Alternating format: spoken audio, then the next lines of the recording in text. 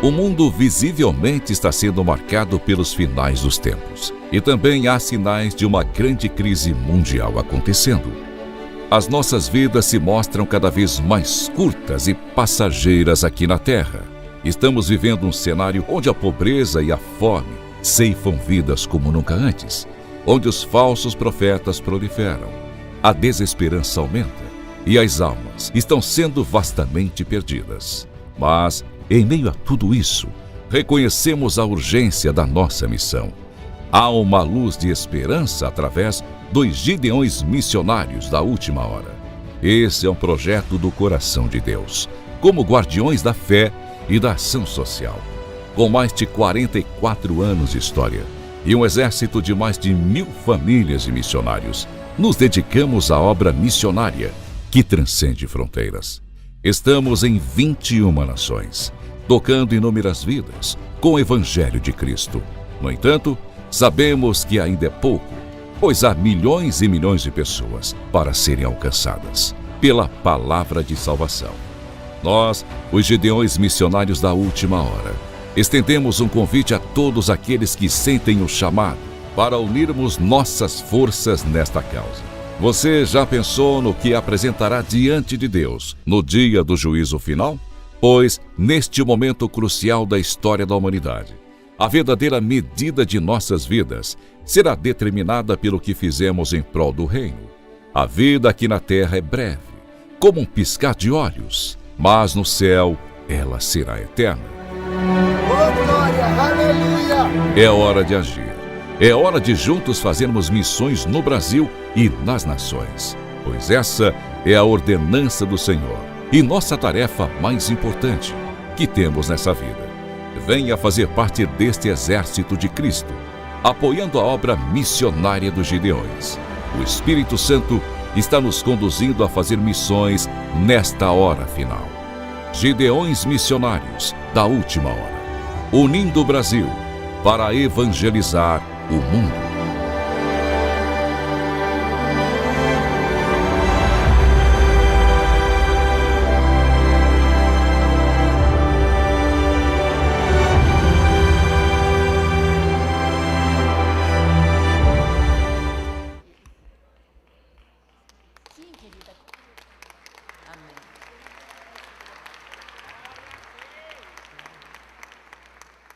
Glória a Deus. Saúde a todos na paz do Senhor. Amém. Podemos sentar em nome de Jesus. Aleluia.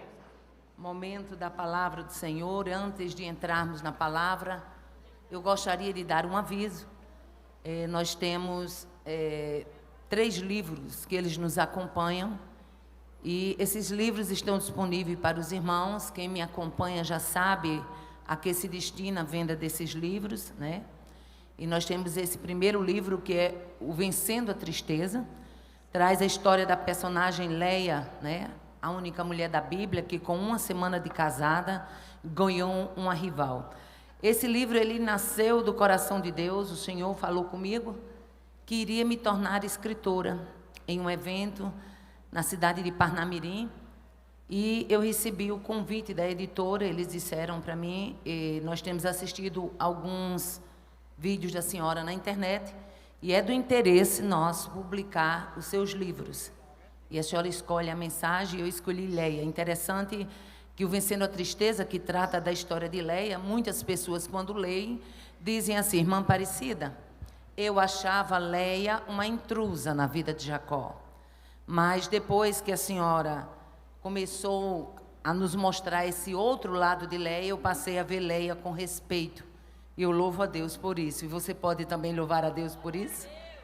O segundo livro é esse aqui, Intercessão, Clamor Necessário. Intercessão, ele foi tema da minha monografia de bacharelado. E quando eu fui defender a monografia, o pastor Davi, que era um dos nossos professores do Instituto Betel, ele disse: você tem um livro nas suas mãos. Qualquer tempo que você quiser publicá-lo, só basta você reformar a abordagem, porque ele está numa linguagem acadêmica. E aí a gente deu uma repaginada, e o Intercessão, ele fala do poder da intercessão desde o Antigo Testamento. Por que que Deus deixou essa ferramenta tão preciosa como a intercessão? O que lucramos quando intercedemos. Então, a intercessão, um clamor necessário, também está ali. O terceiro livro que nos acompanha, esse aqui não é de minha autoria, mas é de um médico, irmão, amigo nosso, Dr. Hernani Pinheiro, psiquiatra da nossa cidade, chefe da psiquiatria no estado do Rio Grande do Norte, e ele aborda aí algumas doenças psicossomáticas. E talvez você pergunte, irmã Aparecida, por que você anda com esse livro? Porque a igreja já tinha essa necessidade antes da pandemia, e depois da pandemia, essa necessidade de entender essas doenças da mente, elas se tornaram ainda mais claras. Portanto, o psiquiatra responde, ele traz algumas respostas de comportamento de pessoas que sofrem de síndrome do pânico, transtorno bipolar, depressão, e que muitas vezes está dentro das nossas igrejas e por ignorância ou indiferença, a gente faz vista grossa para esse povo. E é necessário abrir os olhos para isso, tá bom? Então, esses 3 livros estão à disposição dos irmãos, e quando terminar, os irmãos quiserem adquirir, os irmãos nos ajudam a ajudar, tá? No YouTube tem alguns vídeos, também no nosso Instagram, mostrando a obra que a gente destina, que é a obra de crianças, né? Eu invisto em projetos com crianças. Então, que Deus em Cristo nos abençoe. Eu quero, nessa oportunidade, em primeiro lugar, agradecer a Deus por estar aqui com os irmãos, agradecer o convite que nos foi feito na pessoa do pastor Zilmar.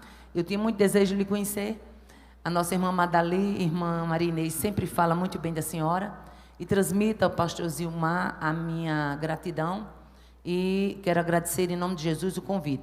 Eu já estava com vergonha de tanto não que eu tinha dado para não chegar aqui, né? Mas é porque eu tenho, irmãos, algo que me acompanha, faz 34 anos que eu ministro, e algo que me acompanha que eu não quero perder. A essência de como eu comecei.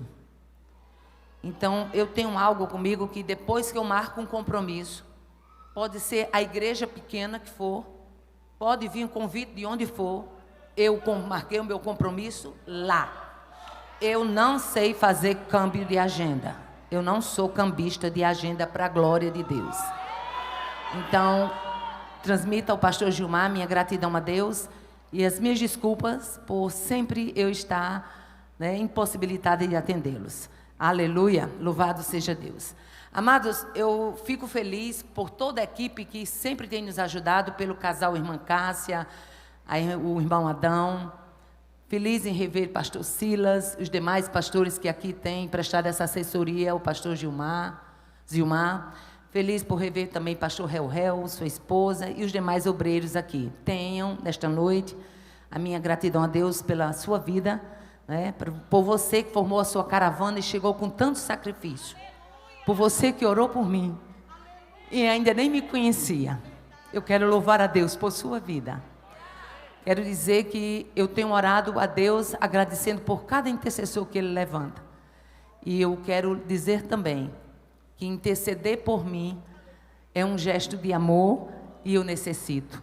Quero louvar a Deus pela vida das mulheres do ciclo de oração da Assembleia de Deus em Mossoró, que apesar de eu ter trabalhado com elas 22 anos e meio, entreguei em setembro agora, porque já não dava mais para conciliar com os meus compromissos, mas essas mulheres fazem a minha retaguarda, orando por mim.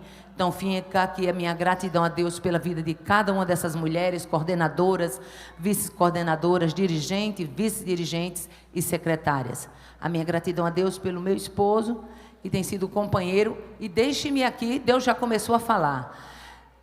Tem sido meu companheiro, cumprimento de uma promessa que Deus me fez nesse púlpito. Em 2015 eu estive aqui num trabalho da UFADES, e o Senhor usava uma irmã, e quando o Senhor usava aquela irmã, ele era comerciante, então eu nunca pedi a Deus para tirá-lo do comércio, porque eu sabia que a gente precisava daquela porta. E aí, quando foi em 2015 que eu estava aqui, o Senhor usou uma irmã, e uma velhinha, ela veio onde eu estava, e o Senhor tomou ela e disse assim: vou eu colocar o teu lado a lado contigo na obra, porque é necessário para este tempo. Aleluia. Eu ouvi aquela promessa, entendi que era a voz do Senhor. Pense numa coisa que eu estou achando difícil, mas consegui.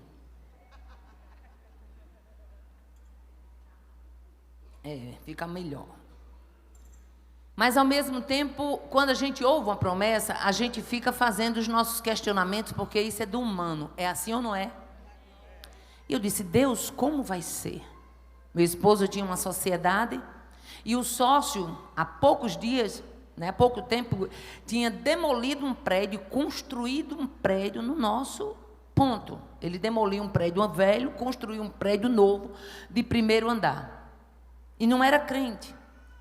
E eu disse: como vai ser isso? Porque de repente meu marido sair dessa sociedade, ele vai achar que meu marido deu um ganho no prédio, agiu de forma fraudulenta. E fiquei questionando. Naquela época não tinha um WhatsApp, mas quando eu cheguei fazendo a conexão no aeroporto, se não me falha a memória, foi de Guarulhos, chegou uma mensagem de texto de uma irmã de Rio Verde, Goiás, e disse: essa madrugada o Senhor me despertou para orar por você e dizer a você: vou eu colocar o teu lado a lado contigo na obra, porque é necessário para este tempo. E para que tu saiba que foi Deus, te digo assim: por estes dias tenho eu a última palavra sobre aquela sociedade. Não demorou. Isso era por volta de mais ou menos assim, mês de setembro. 1º de dezembro, meu esposo passou mal, era coração. E o Senhor cuidou de tudo, ao ponto daquele sócio, que também era meu sobrinho, chegou para ele e disse: tia Aparecida é missionária, vive fazendo a obra de Deus. Então vamos fazer o seguinte: eu alugo o ponto bem alugado e você fica livre para fazer a obra de Deus com ela. Esse marido era o marido que, quando eu chegava em casa, que Deus fazia as promessas, era eu desarrumando a mala, ele sentado na cama, ouvindo as promessas e chorando. E Deus cumpriu. E está aqui. Já recebi alguns convites, Já recebi alguns convites, até mesmo do exterior. Tem como vir só a senhora? Eu digo: pastor, não tem. Não tiro do meu lado quem Deus colocou. Eu não abro mão. Amém, irmãos? Livro de 2 Reis, capítulo 23. Pastor Silas, eu ouvi o senhor dizendo que a minha mensagem tinha pimenta. Eu vou guardar. Gostei. Pastor de saudosa memória, pastor Manuel Pedro, da cidade de Caporã, Paraíba, ele dizia que a minha mensagem, a mensagem que o Senhor me dava, a minha não, que não é minha, a mensagem que o Senhor me dava, ela tinha jiló. Então, tendo jiló, tendo pimenta e sendo da cidade do sal, dá tudo certo. Vai temperar a panela. Oh, glória a Deus, aleluia. Livro de 2 Reis, capítulo 23, apenas um versículo 25. Eu vou precisar da ajuda do Gabriel e da equipe do som. Diz assim, 23 e 25 de 2 Reis. E antes dele não houve rei semelhante que se convertesse ao Senhor com todo o seu coração e com toda a sua alma, e com todas as suas forças, conforme toda a lei de Moisés. E depois dele, nunca se levantou outro tal. Quantos podem dar glória a Deus? Aleluia. Livro de 2 Reis, capítulo de número 23, que trata da história do rei Josias. Falar sobre o rei Josias é falar sobre compromisso, é falar sobre busca, é falar sobre retidão. Falar sobre Josias é falar sobre alguém que Deus levanta no cenário para fazer uma diferença para uma época específica. Muitos reis foram levantados, mas Josias foi levantado para uma necessidade. E sempre que há uma necessidade, há um empenho de Deus de levantar alguém para fazer a diferença no cenário da necessidade. Aleluia.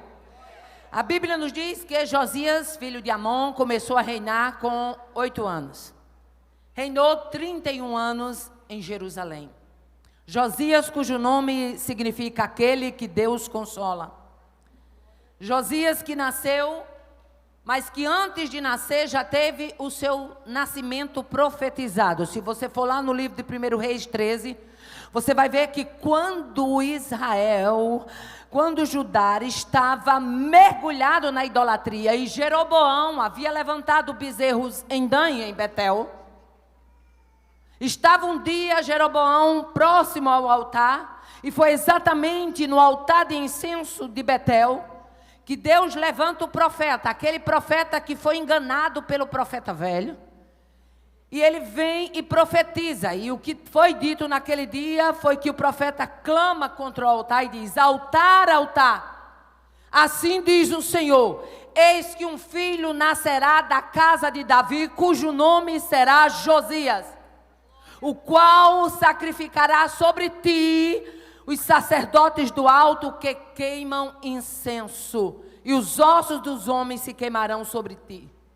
E naquele mesmo dia deu-se um sinal, o profeta deu um sinal. O altar se fenderá e a cinza se derramará. Aleluia. Josias recebe ajuda na sua época dos profetas Jeremias, Abacuque e Sofonias. Havia um esforço de Josias com Jeremias, com Abacuque, com Sofonias, todos na mesma época, de reconciliar o povo com Deus. E talvez você diga: irmã Aparecida, não tinha culto? Culto tinha, não tinha era conversão. E o sacrifício desses 4 homens foi grande. Se você olhar no livro de Abacuque no capítulo 1, ele diz: tu me fazes ver a iniquidade e a vexação. Tudo na época. Jeremias capítulo 4, ele diz assim: deveras o meu povo está louco e já não me conhece. Sábios são para o mal e não sabem fazer o bem. A reforma que Deus levantou Josias no cenário de Judá foi o último raio de luz. E sempre que houver trevas, haverá um Deus disposto a lançar luz. Oh, aleluia. O problema é porque tem gente nas trevas, gosta das trevas, massageia as trevas, faz aliança com as trevas. Aí quando Deus levanta um Josias para dizer que treva é treva, ele quer dizer que treva é luz, mas treva é treva e luz é luz.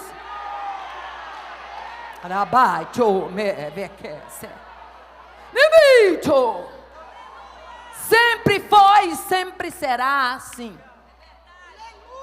Não adianta maquiar o que Deus não maqueia. Não adianta arrumar o que Deus não arruma. Aleluia. A reforma de Josias foi esse último raio de luz. O livro da lei foi achado no período da reconstrução. Josias chama o sacerdote, chama também os sacerdotes de segunda classe, chama Ilquias e diz: coloque dinheiro na mão do povo e mande restaurar o templo. E foi nesse período de restauração do templo, aleluia, que Ilquias achou o livro da lei e Safã leu. O livro, para a tristeza nossa, estava perdido dentro do templo. Tinha culto, tinha, mas distante do livro. Tinha culto, tinha, mas distante da palavra. E culto distante da palavra não é culto, é presepada.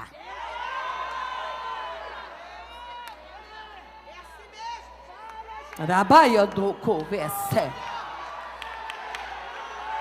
Nem ouve assumica.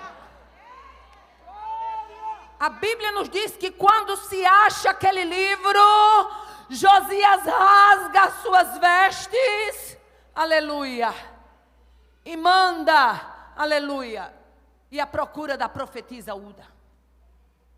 E ele diz: ide e consultai ao Senhor por mim, pelo povo e por todo Judá. Ide e consultai acerca das palavras que estão escritas neste livro. Josias conheceu que o povo estava distante da Escritura.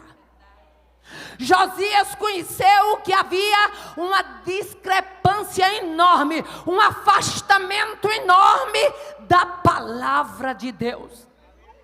E Josias, conhecendo isso, chorando e de vestes rasgadas, diz: grande é o furor do Senhor que se acendeu contra nós, porque nós não demos ouvidos à voz deste livro e às profecias que nele está contida. A escritura era chamada de livro do concerto, livro da aliança ou livro da lei. E aí você me pergunta, irmã Aparecida, qual era a crise nos dias de Josias? Eu vejo muita coisa, mas a primeira coisa que eu vejo como crise nos dias de Josias, o que é que havia no culto e no templo nos dias de Josias? Em primeiro lugar, um culto totalmente adulterado. Um culto totalmente paganizado. Muita gente reunida em nome de Deus, fazendo em nome de Deus, e Deus não estava recebendo nada daquilo.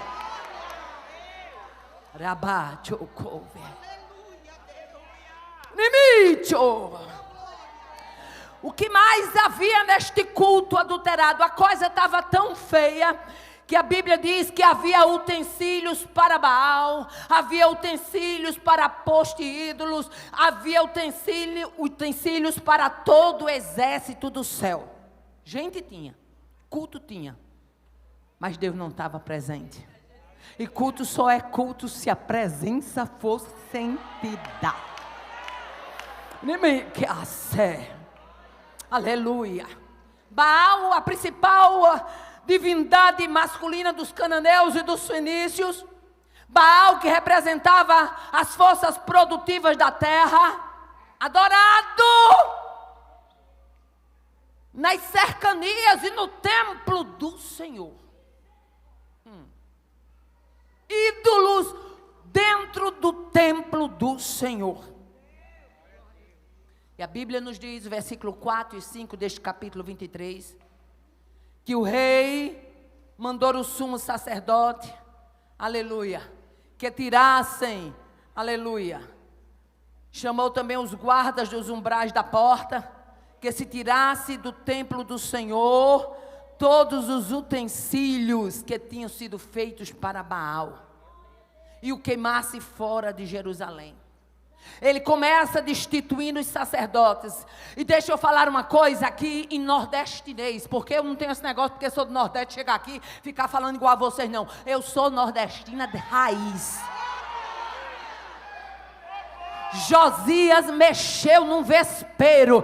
Quer ver mexer no vespeiro? Você bote o pé e diga: agora aqui a coisa vai ser santificada, agora aqui a coisa vai ser aprumada, agora aqui a coisa vai ser diferente. Ei, se mexe no vespeiro, porque tem uma turma que gosta da propaganda de Baal, gosta da propaganda de Azera, gosta de estar envolvido no engodo, mas nesta noite, como embaixatriz do céu, eu recebo graça e autoridade de Deus para dizer à nação brasileira: os dias de paganismo nos cultos estão contados e Deus está pesando na balança.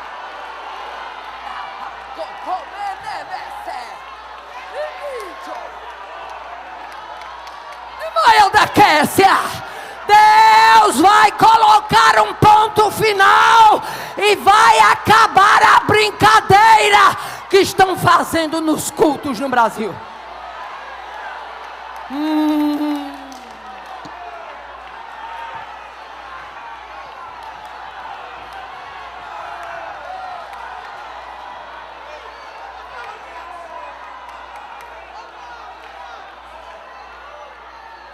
Eu vejo pelos olhos da fé, o relógio de Deus está contado em uma contagem regressiva, e a nação brasileira verá o que o meu Deus fará.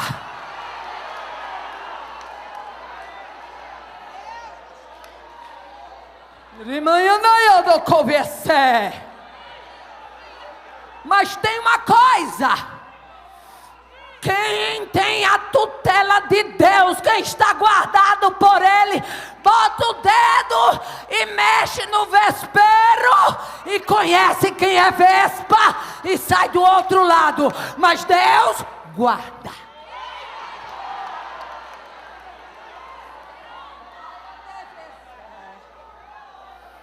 Limite. Ele sai fazendo uma faxina, tirando adivinho, tirando feiticeiro, tirando ídolo, tirando abominação. Josias extirpa tudo que estava contrário à palavra. Que Deus levante Josias para este tempo.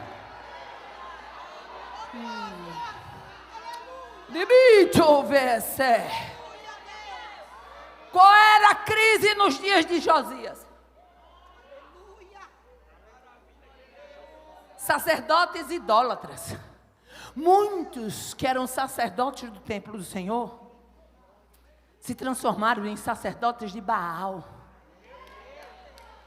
Sabe por quê? Porque tem uma turma que onde a vantagem está, ele está junto. Mas Deus conhece essa espécie.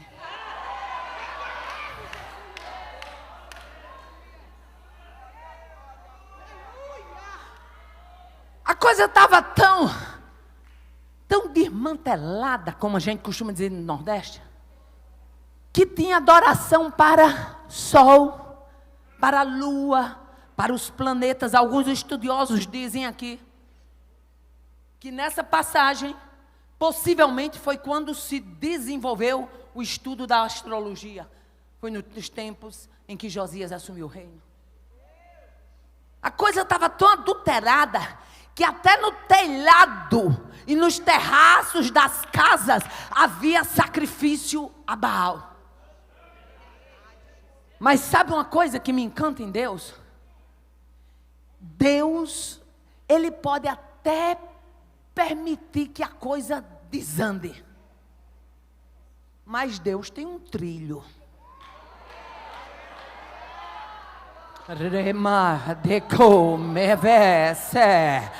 Que depois que Deus diz assim, sai a ordem, passa o trilho, tem que entrar no trilho, não fica fora dele.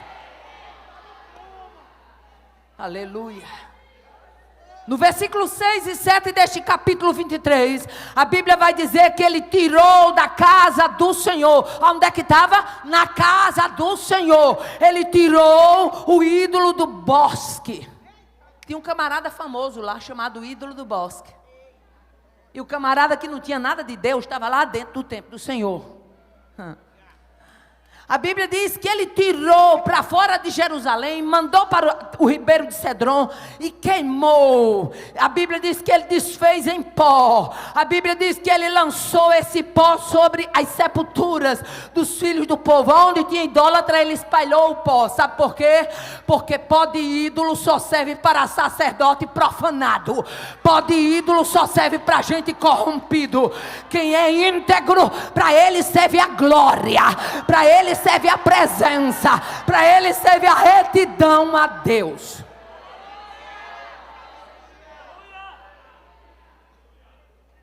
O que mais havia nos dias de Josias? Sodomia, prostituição no templo. Mulheres teciam tendas para o posto ídolo, está no versículo 7. O que mais havia? Altares nos terraços das casas e altares nos átrios do templo. Altares feitos por Manassés lá atrás, para adoração pagã. Eles ainda eram usados nos cultos aos astros quando Josias assumiu. Aleluia. Aí a Bíblia nos diz que o rei começa a derrubar os altares. Aleluia. Os altares que tinha no templo. Imagine aí um altar dentro do templo. Aleluia. Para adorar outro Deus.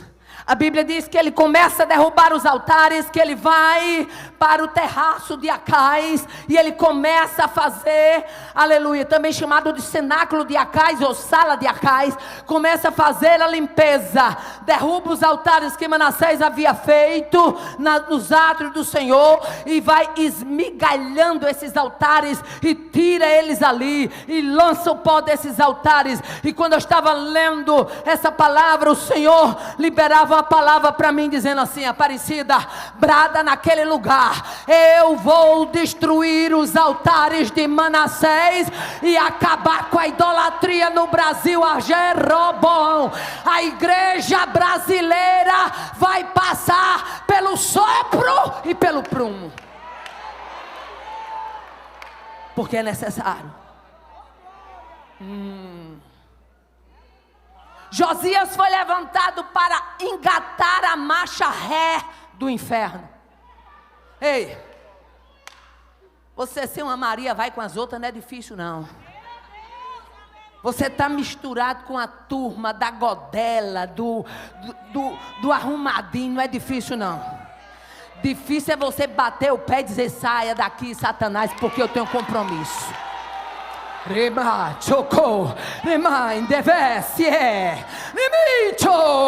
Josias foi levantado para um período de recomeço, de reconstrução. E aonde houver um Josias sendo levantado na nação brasileira, vai ter altar destruídos, vai ter paganismo batendo fora, e vai ter o nome de Deus sendo glorificado.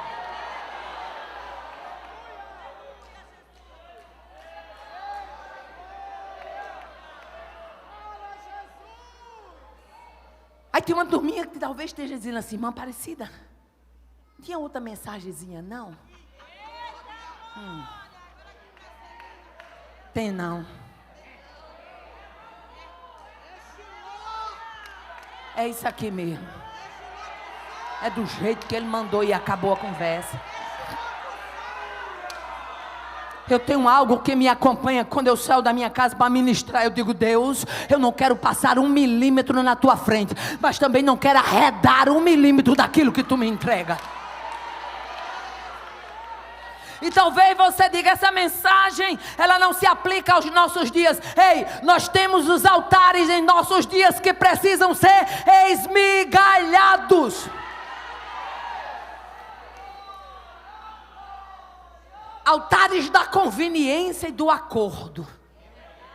Altares do arrumadinho, da patota do ajeitado, tem que ser esmigalhado.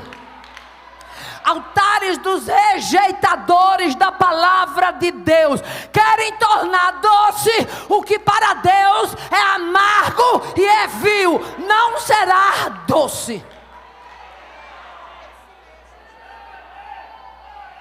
Altares da egolatria e da soberba, homens amantes de holofote, da exibição, verdadeiros bezerros de Betel. Deus manda uma notícia para os bezerros de Betel: vou eu entrar por estes dias, Ramá, Rebo, Conovesse, e vou mostrar, Remaniodo Covesse, como destituo, como lanço por terra, e vou surgir na nação com outros nomes. Tirarei pessoas do anonimato e desfarei os bezerros de Betel.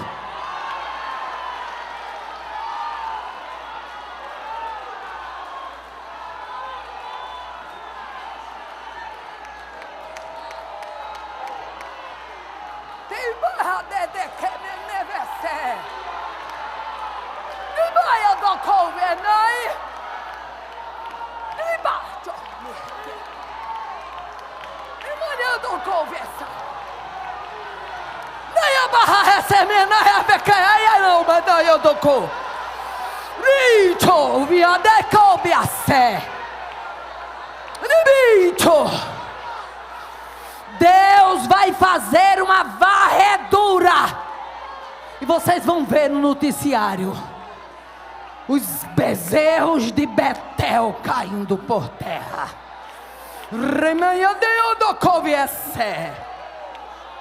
Eu não tenho uma pequena dúvida do que Deus está me entregando hoje. Altares da tolerância ao pecado, fazendo vista grossa.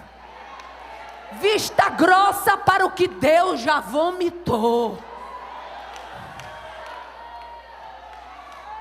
Tu tá achando que Deus mede as coisas como tu mede, é? Menino, respeita a Deus. Ele é o justo juiz. A sua balança, nela só há retidão. Aí tem uma turminha da internet que diz: essa mulher só prega como quem está com raiva. Se para você falar a palavra de Deus como ela é como quem está com raiva, eu estou muito raivosa hoje.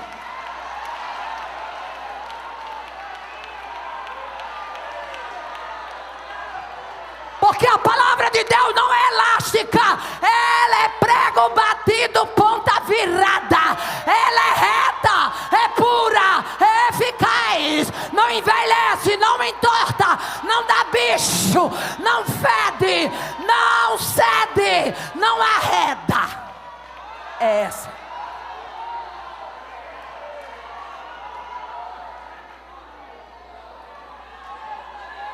Eu queria uma coisa mais doce, valegibi. Isso aqui é palavra de Deus, isso aqui é alimento, isso aqui é alimento da igreja. Quer coisa doce, vá pro gibi, mas a palavra está aqui. Dá para você olhar para quem está do seu lado e olhar com o olho de profeta e dizer: é palavra e não arreda.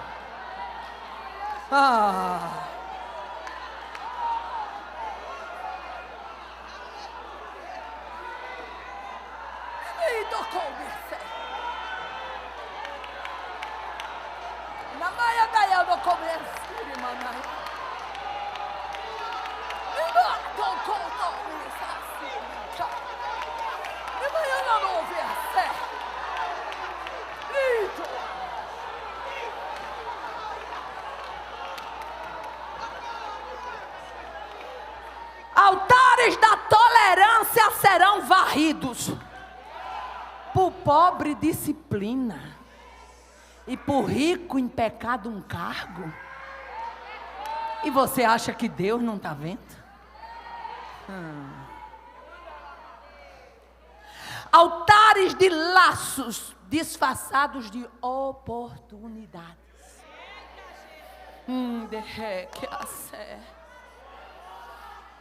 Esses altares Deus foi me dando e eu fui anotando. Altares das mesas largas, onde o Espírito de Deus já não participa, porque não tem nela espaço.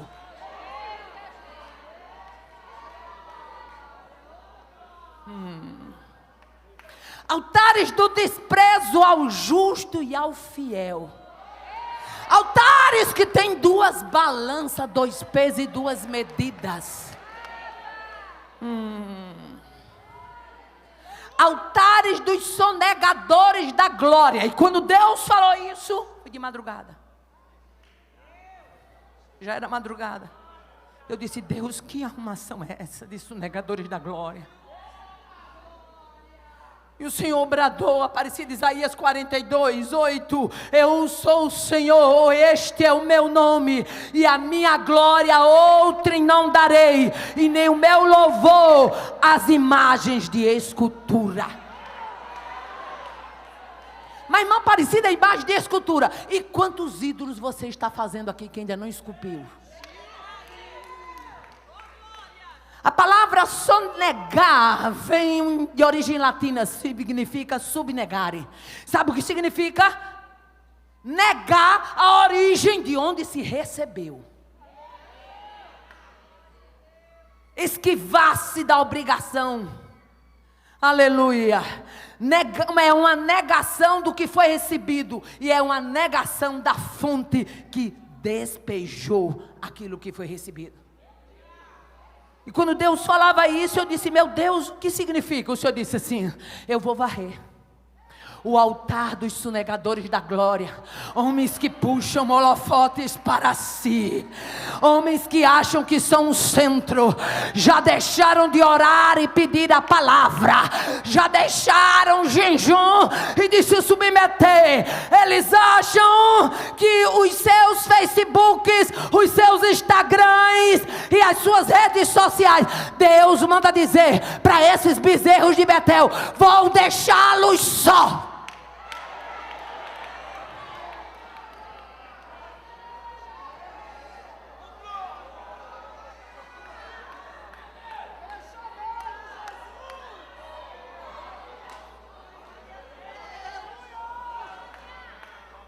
Deus faz, e o camarada se apresenta como se fosse ele.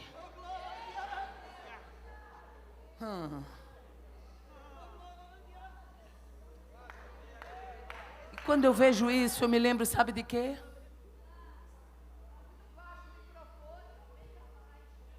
Eu me lembro de José, da humildade de José diante de Faraó.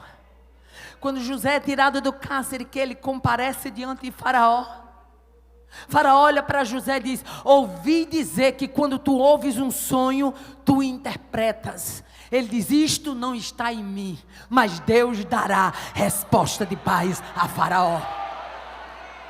Dê a Deus o que é de Deus. Deixa de sonegar a glória que é dele. Deixa de se achar importante. A glória é dele, o grande é ele, o manejar é dele, a palavra é dele, a igreja é dele, a autoridade é dele, a ousadia é dele, o cumprimento é dele.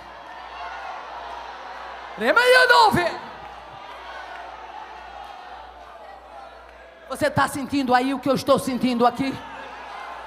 Deus está enojado com uma patota de gente amostrada,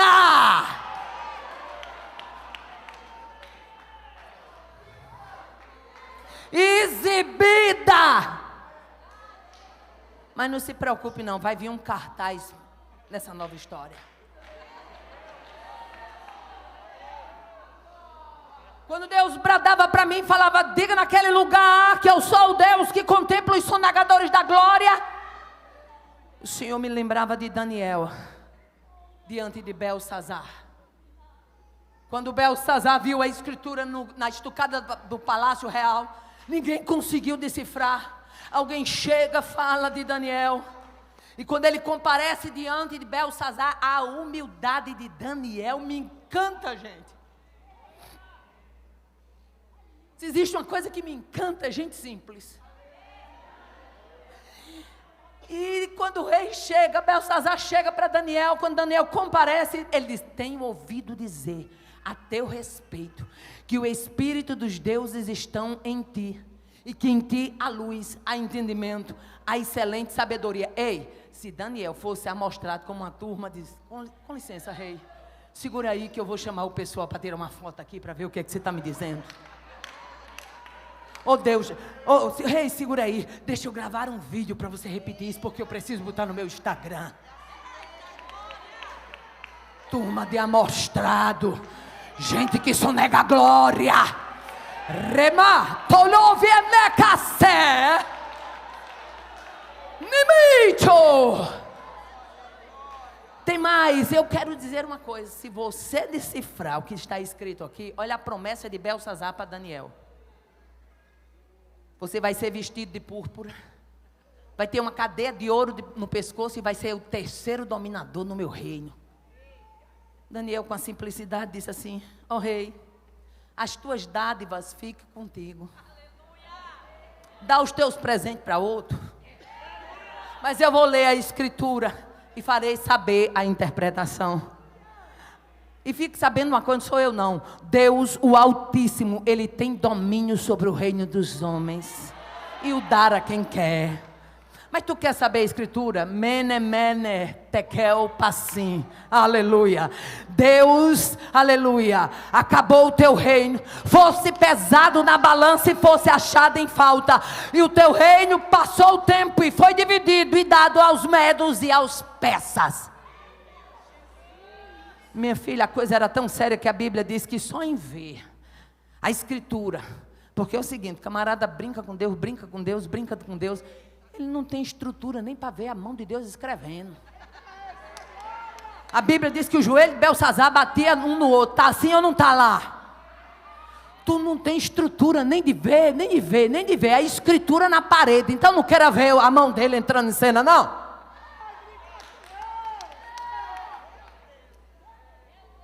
Quando Deus falava comigo sobre os sonegadores da glória, o Senhor me lembrava de Paulo, no naufrágio da ilha de Melita. Quando a coisa estava feia naquele naufrágio, a humildade de Paulo brada e diz assim: nesta noite o anjo de Deus, de quem eu sou e a quem eu sirvo, esteve comigo. E eu creio em Deus que nenhuma alma se perderá no navio, somente a carga, do jeito que a mim foi dito. Fosse uma turma de amostrado hoje, aí, anota aí o dia, porque eu sou profeta de Deus. Anota a data, manda um pixinho. Toma vergonha. Querendo dar profecia em troca de pix. Deus estará acabando a brincadeira dos sonegadores da glória.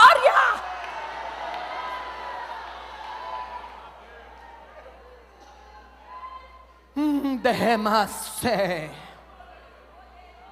O que mais havia nos dias de Josias? Resquícios da adoração a Astarote, Quemos, Milcom, Moloque. Ainda resquícios da adoração do tempo de Salomão. Em outras palavras, Josias enfrentou os altares de Manassés, a paganização de Jeroboão e ainda resquícios da adoração do templo de Salomão. 3 reinados que o antecederam e deixaram as barbatanas, mas Josias foi encorajado e disse: se Deus me levantou para esse tempo, é nesse tempo que eu marcho, é nesse tempo que eu vou. Ei, quando você caminha na força do forte, você sabe quem é você e quem é o Deus que está te mandando ir.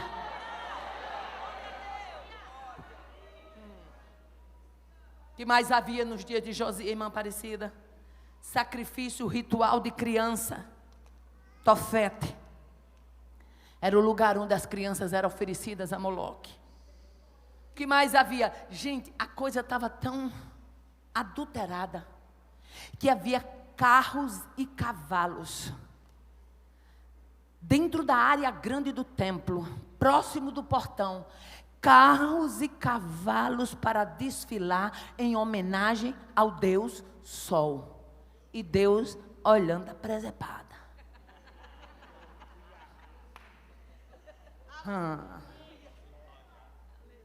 Por quê? Porque naquela época ainda havia esse resquício. O maior desafio de Josias era enfrentar o altar de Betel. Por quê? Porque Jeroboão, com medo de perder o reino, levanta um bezerro em Dan, levanta outro em Betel, que era para o povo não ir adorar a Deus, o Deus verdadeiro, em Jerusalém. Constitui outro lugar de culto.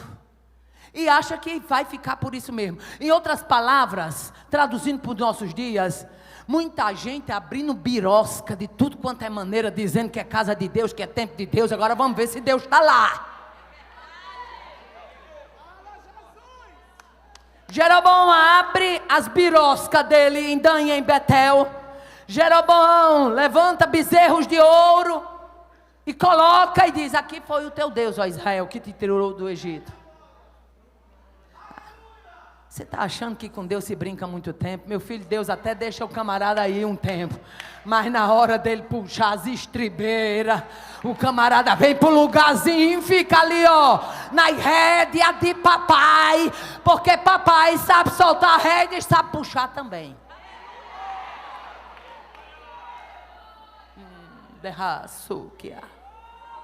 O desafio, por isso que foi profetizado o nascimento de Josias no altar de Betel. Porque o altar de Betel era o grande desafio de Josias naquele tempo. A coisa estava tão feia, a perversidade foi tão grande que o Monte das Oliveiras recebeu o nome de Monte Massite, significa Monte da Corrupção. Você já imaginou que é o Monte das Oliveiras sendo chamado de Monte da Corrupção?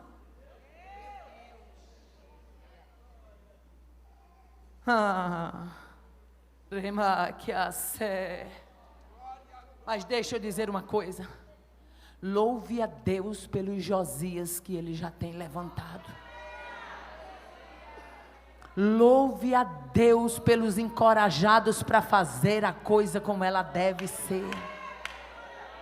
Louve a Deus pela vida do seu pastor que é criterioso com o púlpito. Louve a Deus pelo seu pastor que lá na sua igreja, lá na sua congregação, não entrega o púlpito da casa do Senhor a qualquer um. Louve a Deus, porque ele tem respeito pelo que é servido para as suas ovelhas. Esse aí ainda tem preocupação com a obra de Deus. Louve a Deus. Oh, aleluia. Quais eram os bezerros de ouro na época de Jeroboão? Mas na nossa época nós temos bezerrinho também. Tem uma turma que gosta de um bezerro. Um dos bezerros de ouro, entretenimento colocado para o povo em vez da palavra pura e genuína. É tanta gente fazendo acrobacia e fazendo jogo de luz, de refletor, e chamando a atenção do povo para isso, para aquilo, querendo levar o povo por esse caminho. Quem sustenta o povo de Deus é a palavra. Quem converte é o Espírito Santo por meio da palavra. Pode botar os holofotes que quiser, pode fazer as modernidades que quiser, mas se Deus não entrar na parada para converter, não haverá corações convertidos. Narracébia. Entretenimento.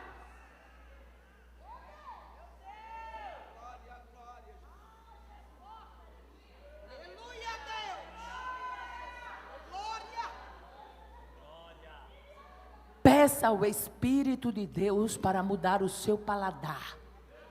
Porque muita gente já tem um paladar acostumado com palha. E Deus quer te dar pasto. Deus quer trocar palha por pasto. Quem quer?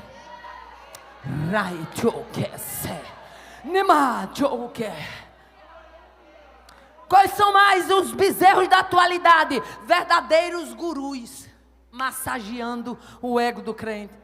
O crente está lá todo desmantelado, cheio de carrapicho, a vida toda desregulada, sem desejo de mudança, sem arrependimento. Aí os gurus gospel,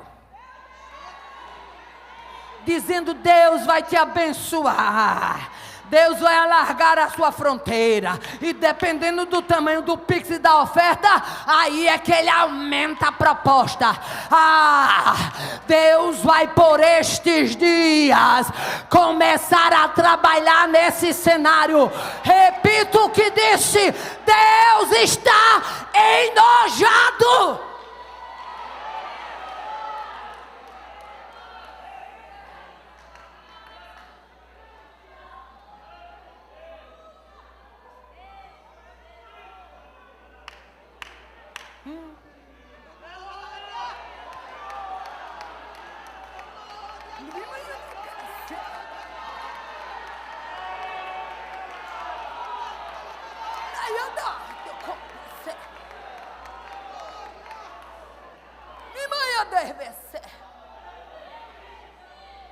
Púlpitos virando teatros, pregadores virando fantoche, animador de auditório, aplauso virando confete e substituindo a glória a Deus por palma, por isso e por aquilo. Ei, sonegadores da glória, escuta o brado: Deus vai passar um cordel e vai mostrar para a nação brasileira que Ele manda neste lugar.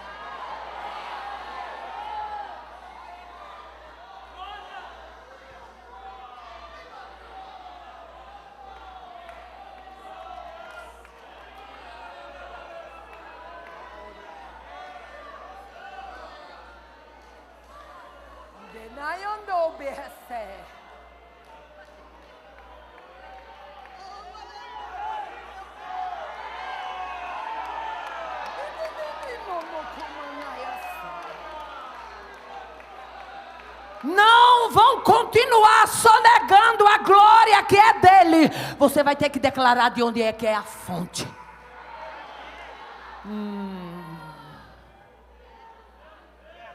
A palavra pura, a palavra eficaz.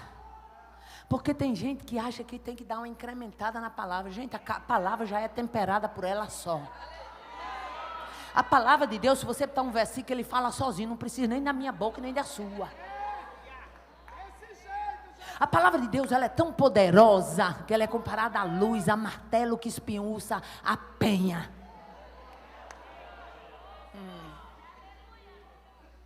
Mas tem uma turma que gosta de comer palha. Tem um grupo de ovelhas que já não sabem o sabor do pasto verde. E Deus nesta noite, por amor à nossa alma, diz: ovelhas minhas, escutem a minha voz. Ovelhas minhas, aqueles que escutam a minha voz, a voz do pastor, me seguirão. Remaia de Coviacé. O que envolvia a reforma de Josias? Convocar uma Assembleia Nacional para ajudar a renovar a aliança com Deus. Deixa eu abrir aqui um parênteses, que quando eu abro um parênteses, Deus fala com alguém específico. Em plena pandemia, estou eu assistindo um noticiário lá em casa.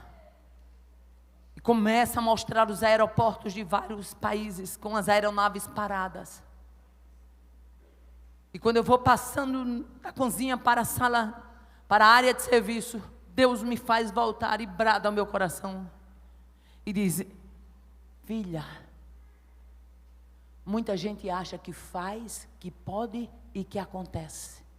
Mas eu sou o único que tem o poder de parar a terra.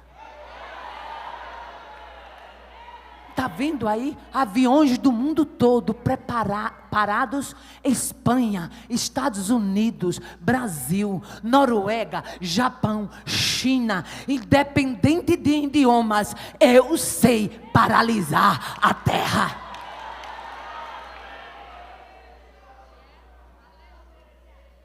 Meu querido, ele sabe paralisar a terra e sabe fazer isso e muito mais. Eu estou sentindo necessidade de contar um testemunho aqui que eu vivi em plena pandemia. Saiu eu, meu esposo e minha filha de Mossoró, embarcamos no aeroporto de Mossoró. Nós íamos atender 4 agendas. Eu ia atender uma agenda em Imperatriz, no Maranhão. De lá eu ia para Araguaína, no Tocantins. De lá eu ia para Marabá. E de lá eu ia para Novo Repartimento, no Pará. Mas quando eu participei apenas do primeiro evento, Imperatriz, de Imperatriz em diante, eu já fui num carro com a sobrinha minha que mora em Araguaína. E quando chegamos em Araguaína, ela disse: tia, a pandemia está fechando todos os aeroportos, está tudo fechado. O pai ligou para mim e disse que não adianta a senhora ir, porque Marabá está com o aeroporto fechado. E eu disse: e agora? Eu ia fazer todas essas agendas. Eu descia no aeroporto de Imperatriz e voltava pelo aeroporto de Marabá. Eu disse: e agora? O aeroporto de Marabá fechou? Ela disse: fechou. Eu disse: como é que eu volto para casa? Aeroporto fechado. E agora? Ela disse: tia, eu só posso fazer o seguinte: ou a senhora fica aqui, ou a senhora volta lá para a Imperatriz, onde eu peguei a senhora. Eu volto e deixo a senhora lá. E eu falei: não, minha filha, eu quero ir para minha casa, porque eu não sei o que é que acontece. Meu marido é cardiopata, eu estou com um homem cardiopata, com uma doença que ninguém sabia ainda o que era. Isso era março de 2020. Ela voltou e me deixou no hotel. Interessante é que o hotel ficava na BR. Nós passamos por esse hotel, estivemos hospedados nesse hotel antes de irmos para Araguaína. Esse hotel era quando eu fui para lá. Quando eu voltei, era todo mundo com medo. Era um apartamento por andar. Era assim ou não era, amor? Um apartamento por andar. Os funcionários eram tudo com medo. Era todo mundo de máscara. Era todo mundo querendo distância.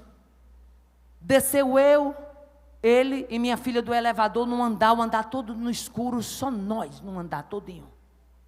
E eu falei, Joatão, o negócio é sério. E ele disse, e agora, como é que a gente faz para ir para casa?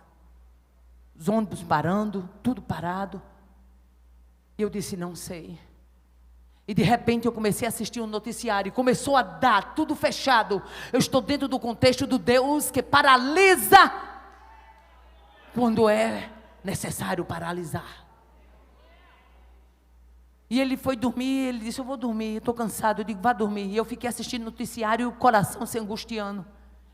E eu disse, meu filho, enquanto você vai dormir, eu vou tentar, eu vou falar aqui com a moça da Azul, para ver se ela consegue fazer alguma coisa pelas nossas passagens, alguma coisa. E eu ligava para a Azul e tentava pelo aplicativo e nada, e consegui falar com a moça, e a moça disse, o seu retorno é pelo aeroporto de Marabá, senhora. Eu disse, minha filha, o aeroporto de Marabá está fechado, então eu estou aqui em Imperatriz, no Maranhão, daqui ainda está aberto, por enquanto, eu quero voltar por aqui. Ela disse, não tem como eu fazer essa troca. Senhora, olha, a gente está com todas as linhas congestionadas, é gente no mundo todo. Era o noticiário passando gente, e na Espanha, em Portugal, no mundo todo, chorando, e eu aperreada, sem saber o que fazer. Mas deixa eu dizer uma coisa, o Deus que coloca as aeronaves no pátio para esperar o seu tempo, é o Deus que abre a porta para os servos dele passar.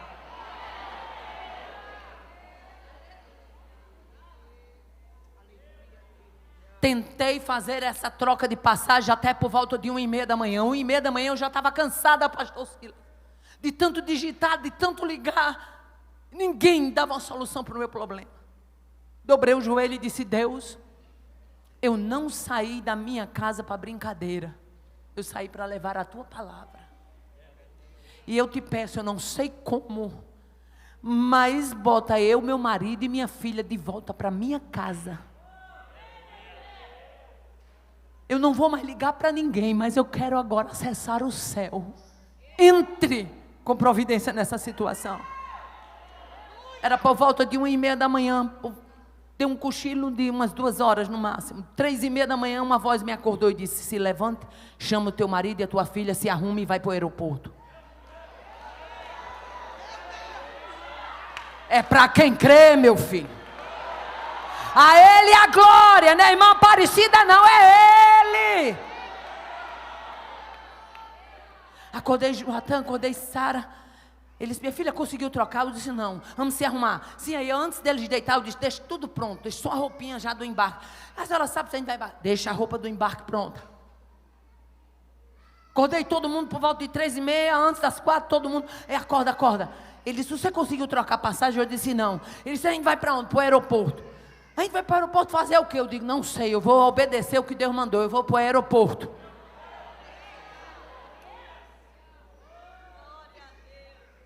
Chegamos 3 lá. Quando chegou na hora de eu me apresentar no guichê com as 3 identidades, a moça disse, qual é o seu destino? Eu disse, Mossoró, Rio Grande do Norte. Ela digitou lá no computador, olhou e disse, mas o seu embarque não é aqui. A senhora estava para embarcar em Marabá. Eu disse, eu sei. E por que a senhora está aqui? Eu disse, porque o pai mandou.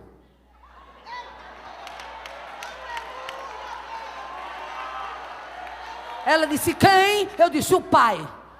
Séria, o pai mandou.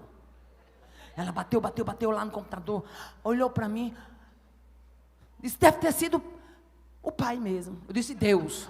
Ela disse, deve ter sido ele mesmo. Eu disse, por quê? Ela disse, vai sair daqui a pouco um voo para esse destino que a senhora quer. A senhora vai fazer uma conexão e só tem 3 vagas. Vou botar a senhora, seu marido e a sua filha. A senhora vai embora. Ele é o Deus da glória. Fique de pé, adorando é o Deus da glória. Não sonegue a glória, deixe Ele ser glorificado. Atribua a Ele as glórias que são dEle. Tem glória para Ele na casa, tem glória para Ele no pavilhão, tem glória para Ele na vida, Tem glória para ele.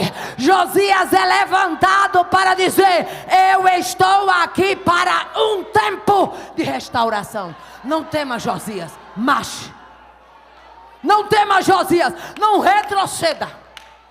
Alguém nesta noite que quer aceitar Jesus como Salvador? Algum desviado que está no pavilhão que quer vir à frente para a gente orar e você reconciliar com Deus? Se há alguém que quer aceitar Jesus, se há alguém que quer se reconciliar com Deus, se apresse, porque o Deus da glória troveja neste lugar. Eu quero orar com você. Remaia de que vier. O Deus de quem eu sou e a quem eu sirvo, disse Paulo, esteve comigo. E a ordem é: não pule não. Tinha uma turma no navio que talvez estivesse querendo pular, como hoje também tem uma turma que estava doida para pular. Mas a ordem era: não pule não. Fica no navio, porque vai ter escape para quem está dentro da embarcação. O navio se perde. Oh, aleluia. Estão aceitando Jesus? Glória a Deus. 2 almas. Aleluia. Venha mais à frente, você que ainda não aceitou Jesus. Venha. Você que está desviado do caminho do Senhor, vem embora, em nome de Jesus. Venha glorificar a Deus conosco. Eu quero fazer uma oração. E nessa oração você vai olhar para quem está do seu lado e vai dizer: vamos orar para Deus levantar Josias. Vamos orar pela nação brasileira para Deus levantar Josias.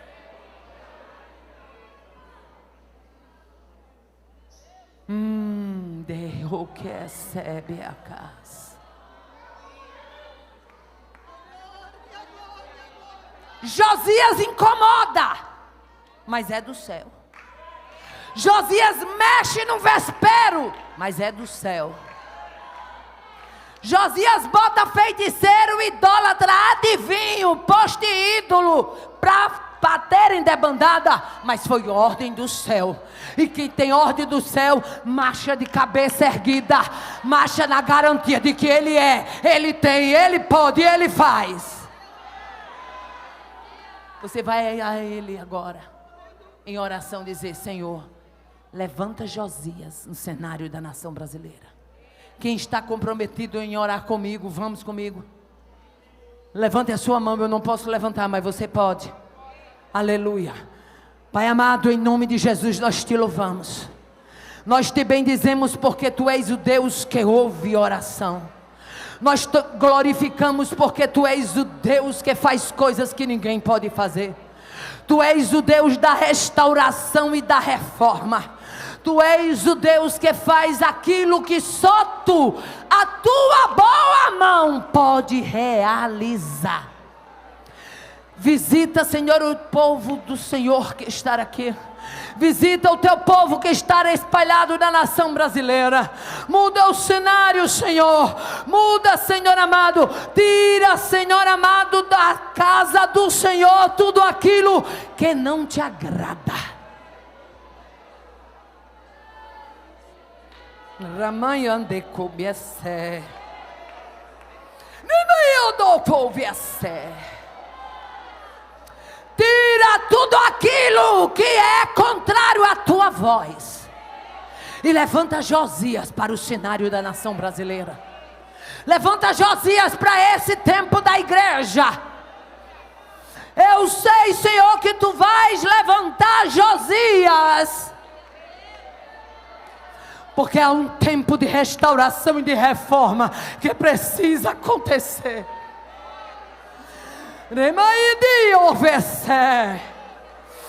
Há um tempo de mudança e tu vais ser, Senhor amado, o Deus que vai direcionar isto.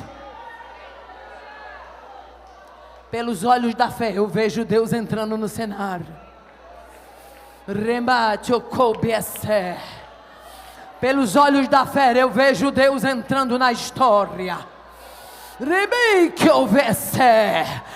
Eu sei que Josias incomoda, mas foi levantado para este tempo.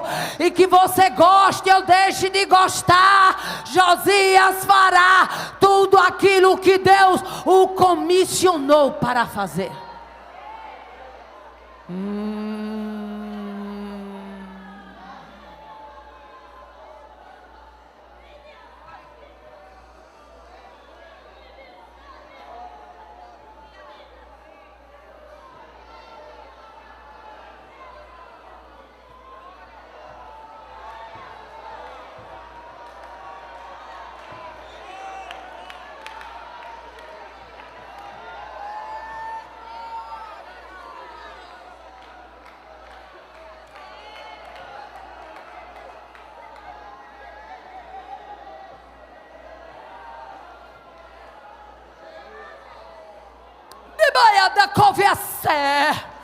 Deus está fazendo um circuito sobre a nação brasileira. Vai ter choro, remato, vai ter acerto, mas vai ter marcha. Vai ter marcha de vitória para uma igreja que caminha na verdade. Vai ter marcha de triunfo para um povo que ainda é compromissado com a palavra como ela é.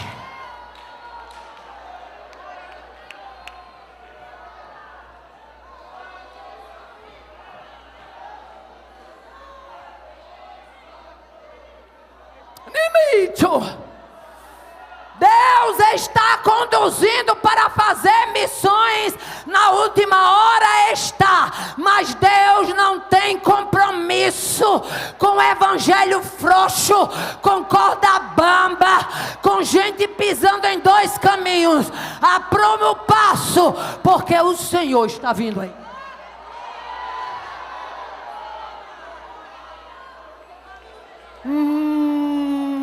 Vai ter cura neste pavilhão nesta noite. Você, minha irmã, que está do lado da irmã, abraça ela. E pela autoridade do nome de Jesus, eu quero ordenar agora, em nome de Jesus, eu quero declarar: vai ter cura neste pavilhão. Abrace a tua irmã e diga simplesmente: a palavra foi liberada e eu creio no Deus da palavra. Você, meu irmão, pega o irmão também e abraça. Se está enfermo, na autoridade do nome de Jesus, cura. Cura, cura, cura. Unção de cura está sendo liberada. Unção de cura está sendo liberada. Unção de cura está sendo liberada. Ai, diga Josias que marche.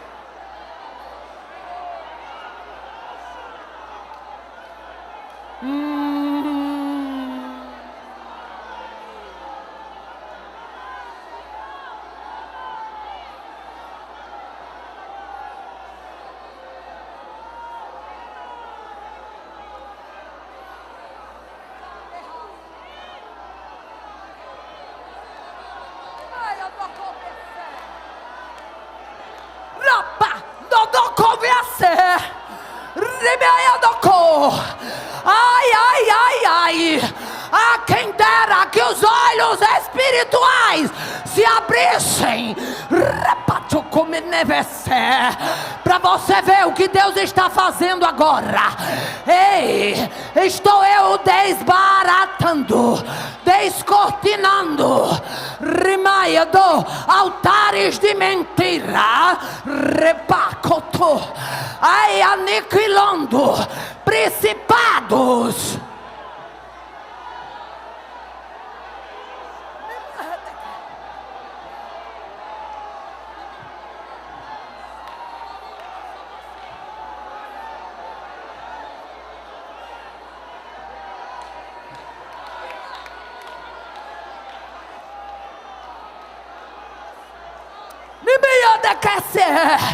Ai, vai ter gente se admira não, é só Deus derrubando os bezerros de Betel.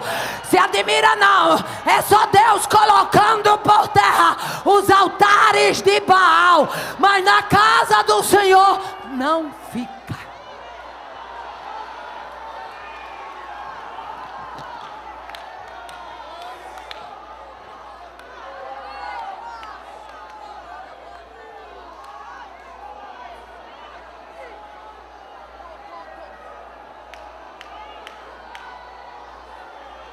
Deus está liberando cura. Eu estou sentindo orvalho de cura. Eu estou sentindo orvalho de cura aqui. Ai, ai, ai.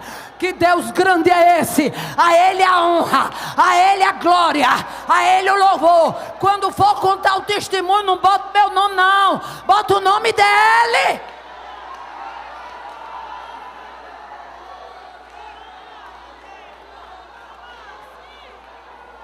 Eu vou parar para ver o que Deus está fazendo aqui. Esse momento é entre Deus e a igreja. É a glória dele. E eu não sou sonegador da glória. Ei, e a igreja libera.